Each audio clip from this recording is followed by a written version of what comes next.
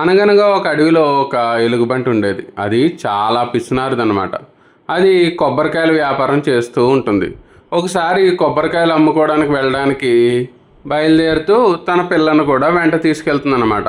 కొంచెం దూరం వెళ్ళిన తర్వాత ఆ పిల్ల, అమ్మా అమ్మా, నాకు దాహం వేస్తోంది, కొంచెం మంచినీళ్ళు ఇవ్వవు అని అడుగుతుంది. అయ్యయ్యో, మంచినీళ్ళు తేవడం మర్చిపోయానమ్మా, కొంచెం దూరం వెళ్తే పక్కనే ఒక కొలను ఉంటుంది, అందులో తాగుదువులే అంటుందన్నమాట.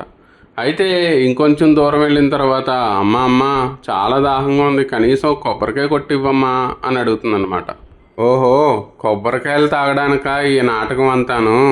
అస్సలు ఇవ్వను, నీకు ఇస్తే బోల్డు నష్టం, ఒక్క కాయకి బోల్డు డబ్బులు వస్తాయి తెలుసా అని గదమాయిస్తుందన్నమాట.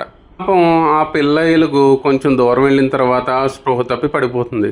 అప్పుడు అయ్యయ్యో, నిజంగానే దాహం వేసి అడిగావా, అయ్యయ్యో అని ఏడుస్తూ కూర్చుంటుందన్నమాట తల్లి.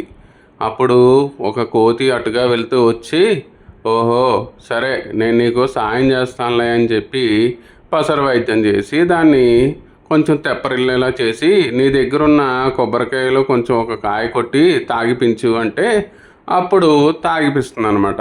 అది తాగిన తర్వాత ఆ పిల్ల కొంచెం తెప్పరిల్లుతుంది.